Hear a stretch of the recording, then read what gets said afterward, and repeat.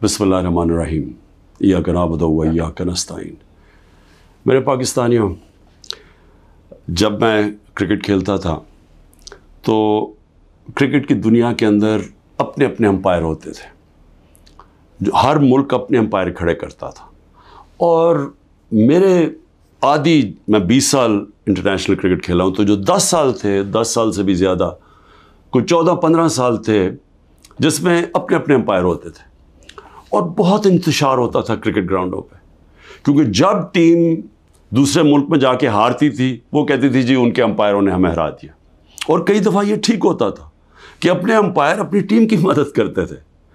तो मुझे फ़ख्र है कि मैं वो कप्तान था जिसने क्रिकेट की दुनिया में न्यूट्रल अंपायर लेके आया कि अंपायर एक तीसरे मुल्क के होने चाहिए जो न्यूट्रल हों, ताकि जो जीते और हारे वो हार मान जाए, ये ना कहे कि जी दूसरों के अंपायरों ने मुझे हरा दिया। और पाकिस्तान वो मुल्क था जिसने पहली दफ़ा क्रिकेट की तारीख़ के अंदर हम न्यूट्रल अंपायर 1986 में लेके आए और उसके बाद फिर सारी दुनिया में न्यूट्रल अंपायर आ गए। और आज जो आप क्रिकेट मैचेस पे ग्राउंडों पे देखते हैं तो वो सारा इंतशार ख़त्म हो गया है, क्योंकि लोगों को फ़ैसले मुनसिफाना लगते हैं अब, क्योंकि अब उनको ये नहीं लगता कि अपने मुल्क के अंपायर अपने मुल्क की मदद कर रहे हैं। अब मैं आता हूँ पाकिस्तान पे। देखिए, मैंने जब तहरीक इंसाफ शुरू की थी 27 साल पहले, उसकी वजह ये थी कि मैं ये आपको बार बार बता चुका हूँ, मैं फिर आपको बताना चाहता हूँ। जो सारी दुनिया में मैं फिरा और क्रिकेट की वजह से सारी दुनिया मैंने देखी, और ख़ास तौर पे बरतानिया का निज़ाम, क्योंकि मैं वहाँ प्रोफेशनल क्रिकेट खेलता था, आधा साल उधर आधा साल इधर, और यूनिवर्सिटी भी उधर गया था। वो मैं जब जितना मैं निज़ाम समझता गया, मैं इस नतीजे पे आ गया कि जो हज़रत अली का एक रज़ी अल्लाह ताला का कौल था कि कुफ्र का निज़ाम चल जाएगा लेकिन जुल्म और नाइंसाफ़ी का निज़ाम नहीं चल सकता।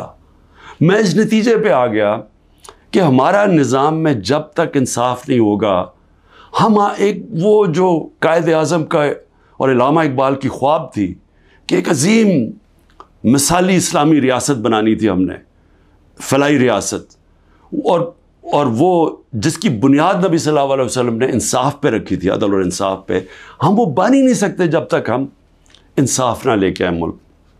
और ये जद्दोजहद रही है 27 साल से। 3.5 साल गवर्नमेंट में भी बैठ के पूरी कोशिश की कि ताकतवर को कानून के नीचे लेके आऊँ, लेकिन एक आर्मी चीफ के पास वीटो पावर थी, उसने नहीं माना, उसने नहीं किया, क्योंकि वो करप्शन को यानी नाइंसाफ़ी को बुरा नहीं समझता था। अब देखें, अभी जो हालात हैं मैं कौम के सामने रखना चाहता हूँ। पहले तो मैं अपना केस रखना चाहता हूँ। अब ये हो क्या रहा है, 12 मई से हम ये जो जज दिलावर है इसके ख़िलाफ़ हमने कहा हुआ है कि हमें इसे इंसाफ नहीं मिलेगा। जिस तरह इसने फ़र्द जुर्म मेरे पे लगा दिया, मेरे सुने बग़ैर, और वो भी आके जब मुझे गैर कानूनी तौर पे पकड़ा हुआ था इन्होंने जेल में, तो उसने वहाँ आके अदालत लगा दी, ना मेरे वकील को पता ना मुझे पता, और वहाँ आके फ़र्द जुर्म लगा दिया। तो हमें तब से पता चल गया कि यहाँ इंसाफ नहीं हमें मिलेगा। हमने एप्लीकेशन फ़ाइल की इस्लामाबाद हाई कोर्ट में कि हमारा ट्रांसफ़र किया जाए, हम किसी और जज के सामने केस लगाया जाए, ये हमारा हक़ है।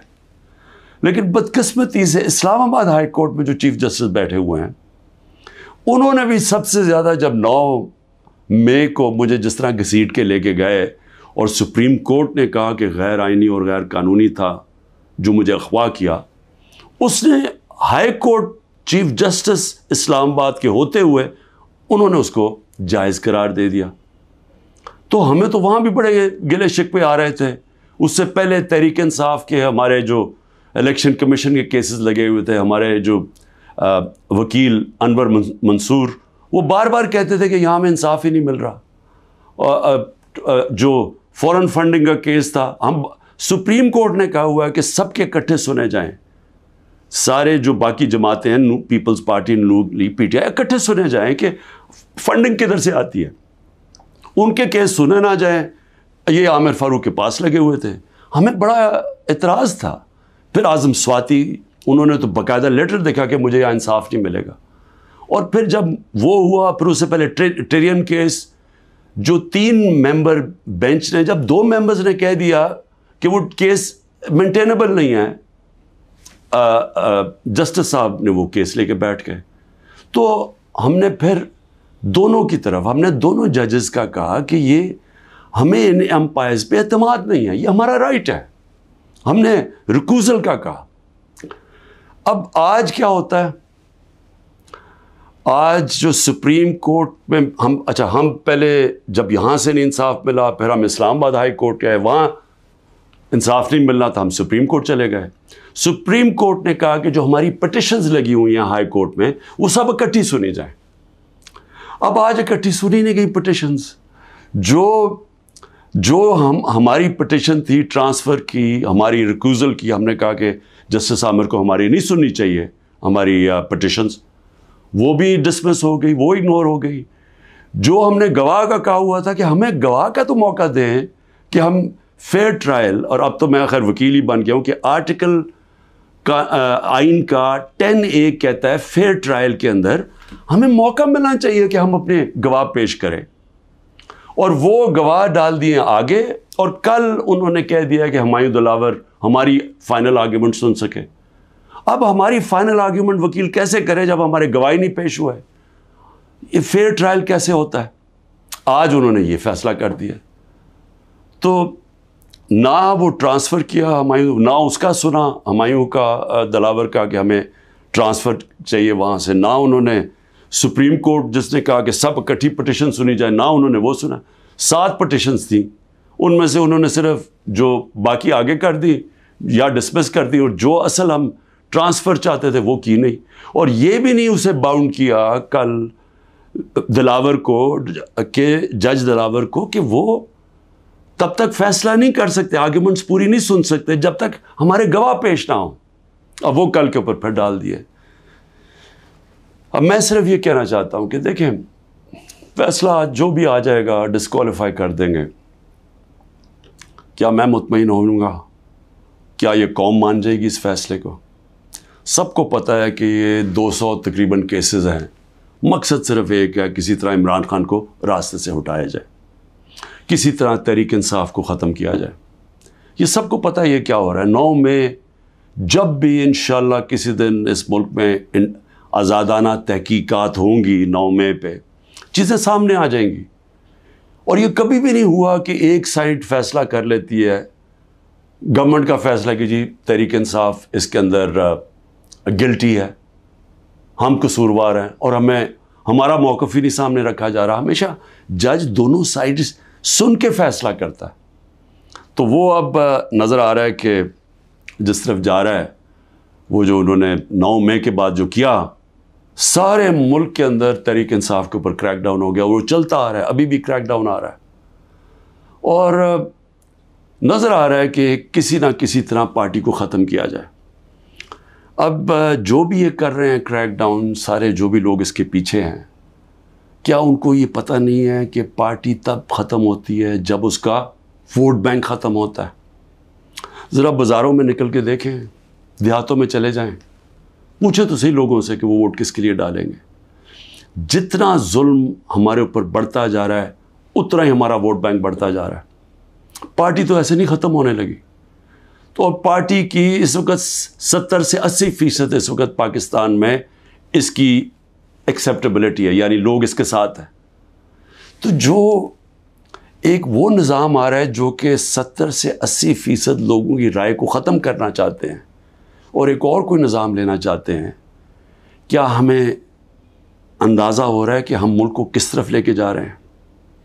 اور میں ایک وہ پاکستانی ہوتے ہوئے جس کا جینا مرنا یہاں ہے، جو باہر نہیں جانے لگا، جس کے پاس کوئی پیسے بینکوں میں باہر نہیں پڑے ہوئے، کوئی پراپرٹی باہر نہیں ہے، جو تھی بیچ کے پاکستان آ گیا ہے، وہ پاکستانی آج کہہ رہا ہے کہ اس وقت ضرورت ہے کہ سوچیں کہ ہم یہ ملک سے کیا کر رہے ہیں. ایک جماعت اور ایک لیڈر کو باہر کرتے کتنا نقصان کر رہے ہیں اپنے ملک کو. اور جو بھی یہ پلان بن رہے ہیں کہ اس کے کوئی ملک چل جائے گا ڈنڈے کے زور سے، لوگوں کو جیلوں میں ڈال کے، ایک پولیس اسٹیٹ بنا کے، ان کو دنیا کی تاریخ کا کوئی تاریخ کا آئیڈیا ہی نہیں ہے. آپ یہ دیکھیں، میں یہ اپنی قوم کو صرف آپ کو ایک قسم کا تاریخ کا لیسن بھی دینا چاہتا ہوں، ہر اپنے نوجوانوں کو خاص طور پہ. میں یہ پہلے بھی کہہ چکا ہوں، 1945 میں دوسری جنگ عظیم کے بعد یورپ آدھا ہو گیا، آدھا چلا گیا جمہوریت کی طرف، آدھا چلا گیا یہ پولیس اسٹیٹ بن گیا ڈکٹیٹرشپ کی طرف.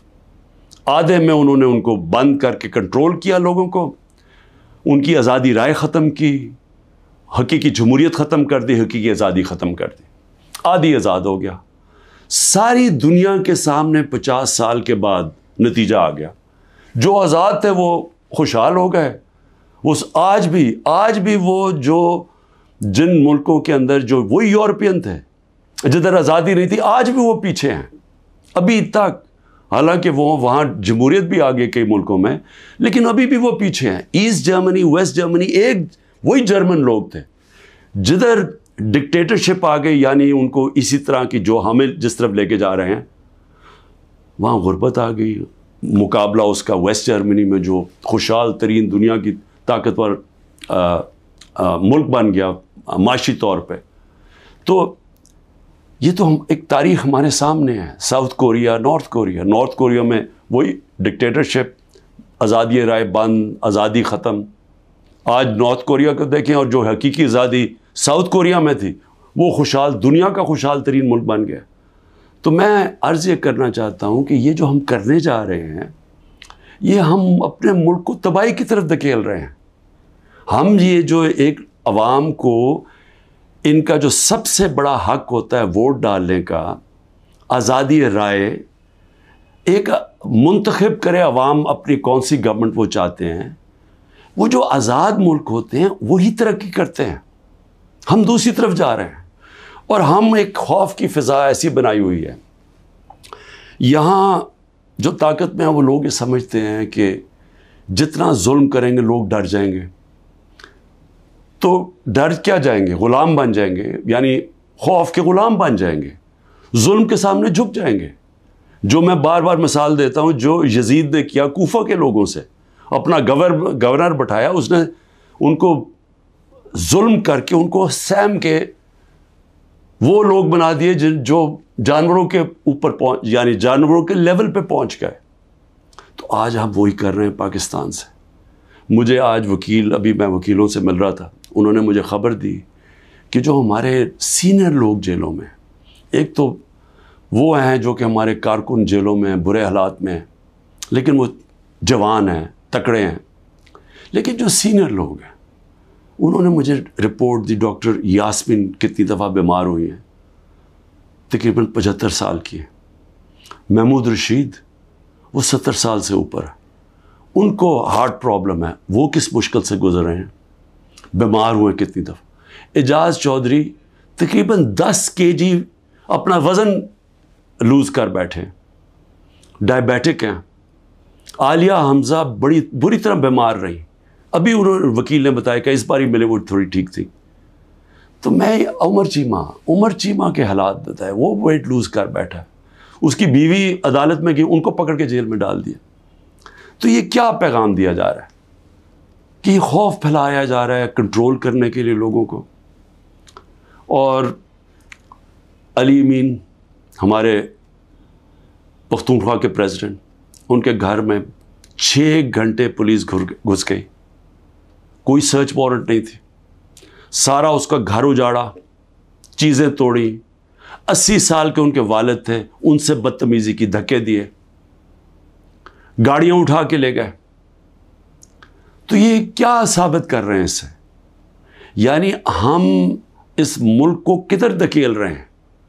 یہ خوف پھیلانے کے لیے اور لوگوں کو کنٹرول کرنے کے لیے ہم آج وہ چیز کر رہے ہیں کہ اپنی پولیس کو تباہ کر رہے ہیں.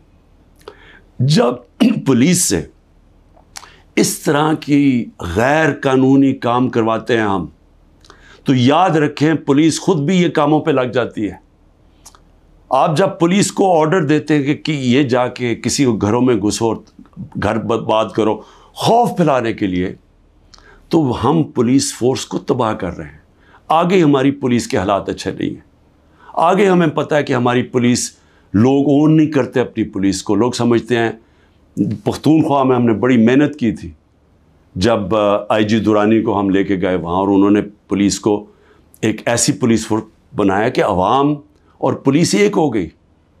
آج پختونخوا کے اندر وہ نہیں ہو رہا، آج پولیس کے خلاف نفرت ہو رہی ہے کیونکہ اس سے غلط کام کروائے جا رہے ہیں، اس سے قانون توڑا جا رہا ہے۔ جن کا کام قانون کو اپ ہولڈ کرنا ہے وہ قانون توڑ رہے ہیں، اور یہ ہر جگہ ہو رہا ہے، یہ ہر جگہ جدھر تحریک انصاف ہے۔ اس کا 9 میں سے اب کوئی تعلق نہیں ہے۔ افتخار درانی کو اٹھا لیا، وہ تو میڈیا کا آدمی ہے، اس کا 9 میں سے کیا تعلق ہے؟ عمران ریاض ابھی تک غائب ہیں، 3 مہینے ہونے لگے ہیں، بچے ہیں ان کے، اس کا 9 میں سے کیا تعلق تھا؟ 9 میں ایک بہانہ تھا، ایک پہلے سے پلان بنا ہوا تھا پارٹی کو کرش کرنا، لیکن پارٹی کرش کیسے ہوگی جبکہ اس کا ووٹ بینک بڑھتا جا رہا ہے، لوگوں پہ ظلم کرتے جا رہے ہیں، لیکن پارٹی تو بڑھتی جا رہی ہے۔ تو کیا یا تو الیکشن کبھی نہیں کروانا، لیکن جب بھی الیکشن ہوگا، یہ میری آج آپ پیشن گوئی سن لیں، جیسا جو جتنی مرضی آپ کوشش کر لیں، جب الیکشن ہوگا اور جو پبلک اس ملک کی نکلے گی، آپ جو مرضی کر لیں، تحریک انصاف کو جیتنے سے نہیں روک سکتے انشاءاللہ۔ اس لیے میں آج بھی اپنے ان لوگوں کو جو اقتدار میں بیٹھے ہوئے ہیں، میں تو پی ڈی ایم کے لوگوں کو، سب کو، جو ہماری اسٹیبلشمنٹ ہے، سب کو کہنا چاہتا ہوں کہ دیکھیں ٹائم آ گیا ملک کا سوچنے کا، اپنی سوچ ذات بیچ میں سے نکال دیں۔ جب بھی ملک کا سوچیں گے اپنی ذات سے ہٹ کے، ہم سب بیٹھ کے وہی فیصلہ کریں گے جو پاکستان کے لیے بہتر ہے، اور وہ ہے صاف اور شفاف الیکشن۔ پاکستان زندہ باد۔